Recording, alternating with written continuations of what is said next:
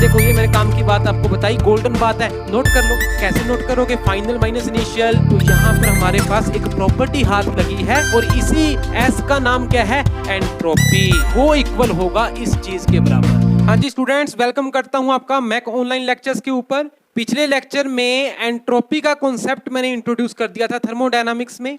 इस वीडियो के नीचे डिस्क्रिप्शन बॉक्स है, उसमें आप देख लीजिएगा। पार्ट ए हमने एंट्रोपी इंट्रोडक्शन में लगा दिया था, थर्मोडायनामिक्स में जो एंट्रोपी है।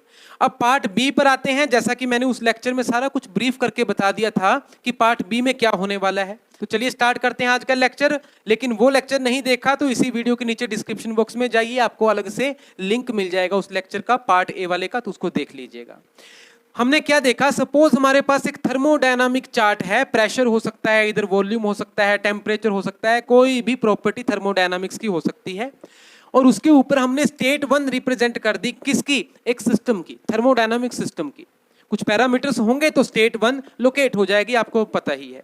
उसके बाद उसके ऊपर एक थर्मोडायनामिक प्रोसेस एक्ट हुई है, जिसने इस पाथ को फॉलो करवाते करवाते उसकी स्टेट बदल दी, 1 से 2 कर दी स्टेट। यानी सिस्टम यहां से यहां पहुंच गया। बीच की सभी जो स्टेट्स थी इंटरमीडिएट, उनको अगर हम ज्वाइन कर दें तो आपके पास एक पाथ जनरेट हो गया। उस पाथ का हमने सपोज नाम रख दिया ए पाथ।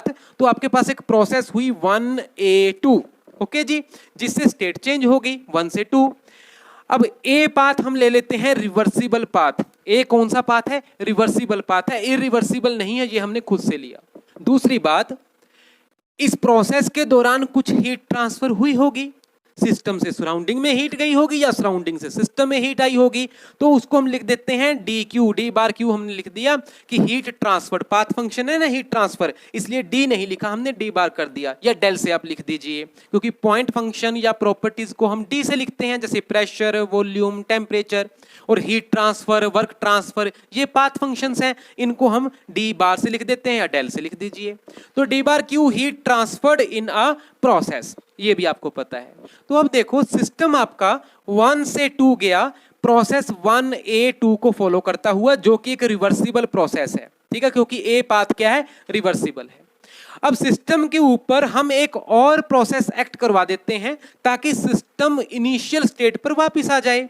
कहने का मतलब क्या है? अगर स्टेट 1 इनिशियल स्टेट थी और ए प्रोसेस होकर सिस्टम यहां पहुंचा, तो हम एक और प्रोसेस सिस्टम के ऊपर करवा देते हैं जो उसको दोबारा से रीस्टोर कर दे, ओरिजिनल इनिशियल पैरामीटर्स के ऊपर वापस ले आए, 1 के ऊपर दोबारा ले आए। और इस प्रोसेस का हम नाम दे देते हैं, या इस पाथ का हम नाम दे देते हैं बी। और ठीक है जी, अब बी भी हमारे पास क्या है? रिवर्सिबल प्रोसेस ही है। बी भी हमने क्या लिया? रिवर्सिबल प्रोसेस ली है। दोनों ही रिवर्सिबल प्रोसेस ली, बट इसका फायदा ये हुआ कि हमारे सिस्टम ने एक थर्मोडायनामिक साइकिल कंप्लीट कर लिया कि नहीं? देखो प्रोसेस ये हुई और फिर ये हुई, जहां से गए घूम फिर के वहीं आ गए, इसी को तो थर्मोडायनामिक साइकिल बोलते हैं। तो हमारे पास अल्टीमेटली एक थर्मोडायनामिक साइकिल बन गया 1A2 1A2B1 1A2B1। ये एक रिवर्सिबल साइकिल बन गया भाई, रिवर्सिबल साइकिल, क्योंकि all the processes if in a cycle are reversible, then we say the cycle itself is reversible। क्या कहा मैंने? एक थर्मोडायनामिक साइकिल में अगर जितनी भी प्रोसेसेस हैं वो सब की सब इंडिविजुअली रिवर्सिबल हैं, ये भी रिवर्सिबल प्रोसेस, ये भी रिवर्सिबल प्रोसेस, तो हम पूरे साइकिल को रिवर्सिबल बोलते हैं। और एक भी प्रोसेस अगर इरिवर्सिबल हो गई तो साइकिल रिवर्सिबल नहीं रहा, इरिवर्सिबल हो गया। ठीक है, ये कॉन्सेप्ट भी आपको पता होना चाहिए, मैंने शुरू में बहुत समझाया। अच्छा जी, अब आते हैं हम अपने इस साइकिल के ऊपर 1A2B1। अगर मैं डी बार क्यू, इसी चीज को हम कैलकुलेट करते हैं। डी बार क्यू क्या है? Heat transferred in any process, और उसको डिवाइड कर देते हैं किससे? Temperature on kelvin scale, absolute temperature. जिस टेम्परेचर के ऊपर वो हीट ट्रांसफर हुआ, कितना हीट ट्रांसफर हुआ, कितने टेम्परेचर के ऊपर हुआ, अगर हम इस रेशियो को कैलकुलेट करते हैं पूरे साइकिल के लिए, पूरे साइकिल के लिए मतलब इन टोटलिटी, उसमें जितनी मर्जी प्रोसेसेस क्यों ना हो, तो उसको हम कैसे लिखेंगे? उसको ऐसे ही तो लिख सकते हैं ना, for cycle 1A2B1 1A2B1 1A2B1। तो इस साइकिल के लिए पूरे साइकिल के लिए D bar Q by T कितना है। अगर हम इसको कैलकुलेट करने बैठें तो कैसे कैलकुलेट कर सकते हो? देखो पूरे साइकिल में है क्या क्या, पूरे साइकिल में दो प्रोसेसेस हुई, एक ये और एक ये। कहने का मतलब है इसी चीज को आप कैलकुलेट कर लो, D bar Q by T को कैलकुलेट कर लो। किसके लिए? एक तो प्रोसेस 1A2 के लिए, प्रोसेस 1A2 के लिए। ओके, फिर उसके बाद में उसमें ऐड कर दो, क्या करना है आपने, D bar Q by T. किसके लिए? प्रोसेस 2B1 के लिए, 2B1 के लिए। ओके, तो पूरे साइकिल के लिए आ जाएगा ना। ये जो टर्म है वो पूरे साइकिल के लिए कैसे कैलकुलेट कर सकते हो भाई? साइकिल में एक ये प्रोसेस थी, एक ये थी, इसके लिए और इसके लिए अलग अलग से हमने लिख दिया, दोनों की एडिशन कर ली। अगर तो ये पॉजिटिव है तो पॉजिटिव रहने दो, नेगेटिव है तो नेगेटिव रहने दो। Heat gained by the system positive, heat lost by the system negative. वो तो साइन कन्वेंशंस आपको पता ही है, इनके साथ आप चिपका देना। लेकिन ultimately you have to add both these terms if the processes are 2 in number. अगर प्रोसेसेस 3 हैं साइकिल कंप्लीट करने के लिए, 1 2 3, तब आप तीनों का जोड़ देना। ओके, तो पूरे साइकिल के ऊपर इंटीग्रल जो है उसको आप कैलकुलेट कर सकते हो। ओके, अब थोड़ा सा और आगे बढ़ते हैं। हमने वापस आने के लिए 2 से 1 को बी रास्ता चुना था, बी पाथ चुना था। अब एक और प्रोसेस ले लेते हैं, सपोज वो सी प्रोसेस है जो कि 2 को वापस 1 पर ला सकती है। सो प्रोसेस कौन सी है? वो सी, यानी पाथ एक नया ले लिया हमने, सी। और वो सी भी कौन सा है फिर? रिवर्सिबल पाथ है। ये भी ध्यान दीजिए, C is also a reversible path. एक और पाथ लिया रिवर्सिबल पाथ जो कि 2 से 1 सिस्टम को रिस्टोर कर सकता है। इससे क्या हुआ, हमारे हाथ एक और थर्मोडायनामिक साइकिल लग गया, 1A2, एरो से देखो 1A2 और फिर 2C1, ये बाहर बाहर वाला 1A2C1, 1A2C1। तो ये भी तो एक रिवर्सिबल साइकिल बना ना। This is also a reversible cycle, क्योंकि इसकी ये वाली प्रोसेस तो रिवर्सिबल थी, ये वाली प्रोसेस भी रिवर्सिबल ही है। रिवर्सिबल पाथ है या रिवर्सिबल प्रोसेस है। तो अगर हम इस साइकिल की बात करें, ये बाहर वाला जो मैंने दिखाया, और इसके ऊपर हम यही चीज कैलकुलेट करें, साइक्लिक इंटीग्रल किसके ऊपर? 1A2C1, 1A2C1। और इसी टर्म के लिए हीट ट्रांसफर कितना हुआ टोटल, कितने टेम्परेचर के ऊपर हुआ, तो वो किसके बराबर होगा? अगेन जैसे ऊपर हमने किया वैसे यहां पर कर सकते हैं कि यही टर्म कैलकुलेट कर लेते हैं। किसके लिए? उस साइकिल की पहली प्रोसेस यानी 1A2 के लिए, plus same term calculated for the reverse process, second process of the cycle 2C1, 2C1। Okay, यहां तक क्लियर है। Suppose the first equation is equation 1 and the second equation is equation 2। अब चुपके से क्या करना है, 1 में से 2 माइनस कर देना है, सब्ट्रैक्ट कर देना है। उससे क्या मिला अभी देख लेते हैं। पहले लेफ्ट साइड देख लो भाई। लेफ्ट साइड में आपके पास क्या है? साइक्लिक इंटीग्रल 1A2B1 साइकिल के लिए किसका? D bar Q by T, D bar Q by T. तो लेफ्ट में से लेफ्ट माइनस कर दो, minus cyclic integral 1A2C1 D bar Q by T, D bar Q by T. ये तो लेफ्ट साइड हो गया। और राइट साइड में आपके पास क्या बचता है? देखो ध्यान से, D bar Q by T 1A2 के लिए, D bar Q by T 1A2 के लिए। जब माइनस करोगे दोनों खत्म हो जाएंगी टर्म्स।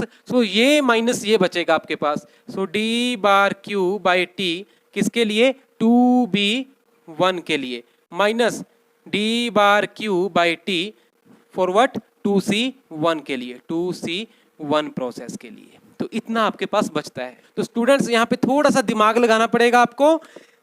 ये वाली जो टर्म है D bar Q by T for a cycle, for a cycle, और साइकिल कौन सा है? 1A2B1। 1A2B1 कौन सा साइकिल है? रिवर्सिबल साइकिल है।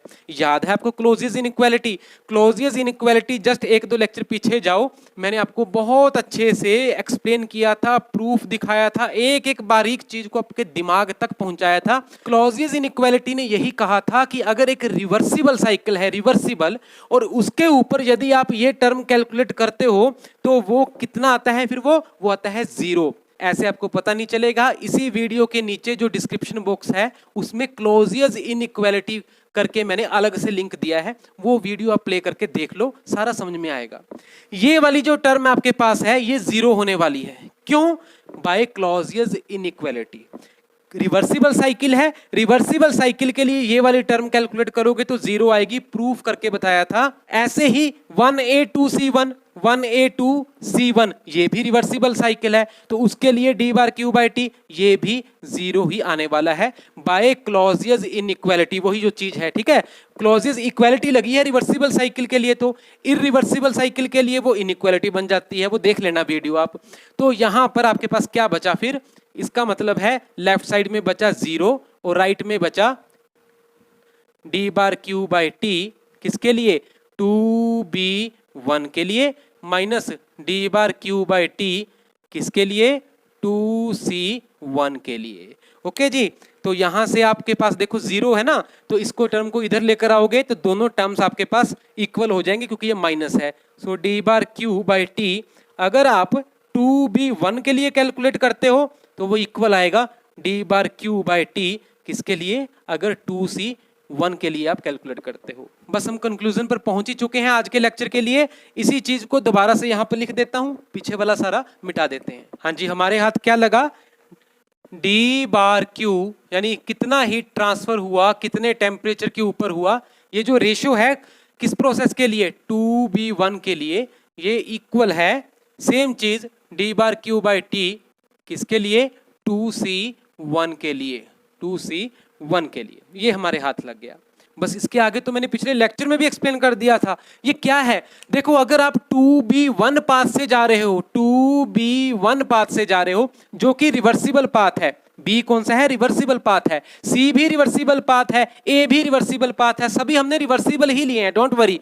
तो अगर आप 2b1 पाथ से जा रहे हो तब D bar Q by T की जो वैल्यू है, ध्यान से सुन लेना, अगर बी पाथ से होकर आप जा रहे हो 2b1 तो जो D bar Q by T की वैल्यू है वही value D bar Q by T की रहेगी, सेम वैल्यू रहेगी, इक्वल है। अगर 2c1 पास से जाते हो, 2c1 पास से जाते हो, एक स्टेट से दूसरी स्टेट तक पहुंचने के लिए, सिस्टम को एक स्टेट से दूसरे स्टेट तक पहुंचाने के लिए चाहे तो इस रास्ते से चल लो, यानी इस रिवर्सिबल पाथ से चल लो, चाहे इस रिवर्सिबल पाथ से चल लो, सिर्फ रिवर्सिबल की बात हो रही है, इरिवर्सिबल की नहीं।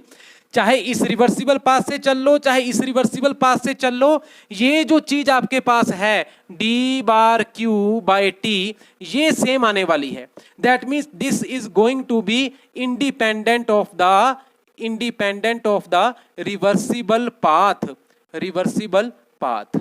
1 और 2 के बीच में या 2 और 1 के बीच में जितने मर्जी रिवर्सिबल पाथ ले लो, किसी भी रास्ते से होकर निकल जाओ, सिस्टम को किसी भी पाथ से होकर ले जाओ, 2 से 1 ही जा रहे हो ना, बस इनिशियल पॉइंट भी वही है, फाइनल पॉइंट भी वही है, किसी भी रास्ते से जाओ रिवर्सिबल रास्ते से, तो D bar Q by T अगर कैलकुलेट करने बैठोगे वो सेम आएगा। दैट मीन्स वो क्या बन जाएगा? वो बन जाएगा प्रॉपर्टी या पॉइंट फंक्शन, पॉइंट फंक्शन या जिसको आप थर्मोडायनामिक प्रॉपर्टी बोलते हो वो चीज है।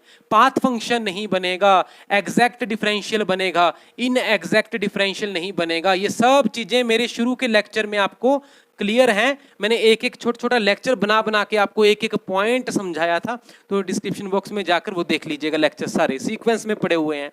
तो ये वाली जो टर्म है वो पाथ के इंडिपेंडेंट होगी, किसी भी रास्ते से होके जाओ, इस रास्ते से होके जाओ, इस रास्ते से होके जाओ, तो किसके ऊपर डिपेंड कर रही है भाई? वो सिर्फ 1 और 2 के ऊपर डिपेंड कर रही है, बस 2 और 1 के ऊपर।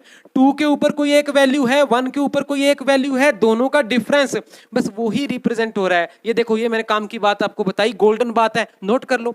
1 के ऊपर एक प्रॉपर्टी है, प्रॉपर्टी है ना, पॉइंट फंक्शन प्रॉपर्टी। 1 के ऊपर कुछ है, जैसे प्रेशर है भाई, सिस्टम जब 1 के ऊपर था कुछ प्रेशर होगा, कुछ वॉल्यूम होगा, कुछ टेम्परेचर होगा। ऐसे ही ये एक प्रॉपर्टी है, सिस्टम जब 1 के ऊपर होगा उसकी कोई वैल्यू होगी, सिस्टम जब 2 के ऊपर होगा तब उसकी कोई वैल्यू होगी, सिस्टम जब 2 से 1 आया तो उस वैल्यू में, उस प्रॉपर्टी में कुछ चेंज आया होगा। जैसे प्रेशर में कुछ चेंज आ गया, कैसे नोट करोगे? Final minus initial, P1 minus P2। अगर प्रोसेस, ध्यान दो, अगर प्रोसेस 2 से 1 की ओर बढ़ी है, 2 से 1 की तरफ चढ़ी है, तो अगर मैं आपको कहूं कि प्रेशर में कितना चेंज आया, आप लिखते हो dP, ऐसे लिखते हो ना, क्योंकि प्रेशर क्या है, प्रॉपर्टी है, पॉइंट फंक्शन है, एग्जैक्ट डिफरेंशियल है, तो डी से लिखते हैं, डी बार से या डेल से नहीं लिखते, ठीक है। डी बार या डेल से किसको लिखते हैं, हीट ट्रांसफर को, वर्क ट्रांसफर को, जो कि पाथ पर डिपेंड करते हैं। यहां से यहां आने में ये रास्ता अलग है, ये रास्ता अलग है, तो ये वैल्यूज अलग होती चली जाएंगी। डी बार क्यू की हीट ट्रांसफर अलग होगा इस रास्ते के लिए, वर्क ट्रांसफर अलग होगा इस रास्ते के लिए, इस रास्ते के लिए कुछ अलग होंगे, ठीक है, क्योंकि वो पाथ फंक्शन है। लेकिन 2 से 1 आने में अगर मैं प्रेशर की बात करूं कि कितना प्रेशर चेंज हुआ, तो प्रेशर तो प्रॉपर्टी है ना, इसलिए उसको लिखोगे डीपी, और वो क्या आएगा, फाइनल प्रेशर, यानी कि 1 स्टेट के ऊपर 2 से 1 आए हो ना, P1 माइनस P2। अगर वॉल्यूम में कितना चेंज आया इसको बोले तो V1 माइनस V2। टेम्परेचर में कितना चेंज आया, T1 माइनस T2। ऐसे लिखेंगे ना, तो यहां पर हमारे पास एक प्रॉपर्टी हाथ लगी है, ये वाली प्रॉपर्टी, तो उस प्रॉपर्टी में कितना चेंज आया, let that property is S, capital S लिख देते हैं हम। प्रॉपर्टी कौन सी, कैपिटल S, तो ds क्या हुआ फिर, S1 minus S2, change in property, और इसी S का नाम क्या है, एंट्रोपी। एंट्रोपी ध्यान दीजिए, यही वो एंट्रोपी है। एंट्रोपी में चेंज कितना आया, 2 से 1 जब प्रोसेस हुई तो एंट्रोपी ऑफ द सिस्टम, उसमें कितना चेंज आया, वो होगा final entropy minus initial, S1 minus S2। 1 के ऊपर कितनी एंट्रोपी है, 2 के ऊपर कितनी एंट्रोपी है, दोनों का डिफरेंस, और वो किसके बराबर होगा, वो इक्वल होगा इस चीज के बराबर। बस ये चीज आपने ध्यान रखनी है। So the very important thing is D bar Q by T for a reversible path 1 to 2, in general 1 से 2 कोई भी, यहां तो 2 से 1 की बात करी ना हमने, 2 से 1 गए, 2 से 1 बी से गए या सी से गए। अब मैं जनरल बात लिख रहा हूं, D bar Q by T अगर आप कैलकुलेट करते हो किसी एक रिवर्सिबल पाथ के लिए जो कि 1 से 2 है, तो वो क्या रिप्रेजेंट करेगा, वो रिप्रेजेंट करेगा चेंज इन एंट्रोपी 1 से 2। दैट मीन्स 2 पर कितनी एंट्रोपी थी, माइनस 1 पर कितनी एंट्रोपी थी। तो यही मैंने आपको आज के लेक्चर में समझाना था, जैसे पिछले लेक्चर में भी आपको मैंने बताया, तो इसका प्रूफ मैंने आपके सामने रख दिया। बहुत सिग्निफिकेंट है, बहुत इंपॉर्टेंट है, बस याद रखना रिवर्सिबल पाथ के लिए 1 और 2 के बीच में अगर आपने एंट्रोपी चेंज फाइंड करना है तो 1 और 2 को जोड़ दो, आपस में लिंक कर दो एक रिवर्सिबल पाथ के थ्रू, ओके। और फिर जो रिवर्सिबल पाथ आपके हाथ लगा है, उस रिवर्सिबल पाथ में D bar Q by T calculate कर लो, यानी उस रिवर्सिबल पाथ के लिए, प्रोसेस के लिए कितना हीट ट्रांसफर हुआ, कितने टेम्परेचर पे हुआ, वो रेशियो निकाल लो। वो जो न्यूमेरिकल वैल्यू आपके सामने आएगी वो ही होगी एग्जैक्टली क्या, entropy change in the system. बस ये इंपॉर्टेंट बात थी। तो नेक्स्ट लेक्चर पार्ट सी में चलेंगे, जिसमें एक्सप्लेन करूंगा अगर इरिवर्सिबल प्रोसेस है, इरिवर्सिबल पाथ है, तब ये चीज कैसी फॉर्म ले लेगी उसको हम देखेंगे। हम बिल्कुल थर्मोडायनामिक्स के क्लाइमैक्स की ओर जा रहे हैं, बेसिक थर्मोडायनामिक्स की, तो थोड़ा सा दिमाग पर जोर तो लगेगा ही, लेकिन शुरू से लेक्चर मेरे देखोगे 1 2 3 4 तो थर्मोडायनामिक्स के एक्सपर्ट बने बिना नहीं रह सकते, ये मेरी आपको गारंटी है। स्टार्टिंग में भी दी थी गारंटी, आज भी उसी गारंटी के साथ आगे बढ़ रहा हूं। मिलते हैं नेक्स्ट लेक्चर में पार्ट सी में। Till then thank you very much, take care, good bye.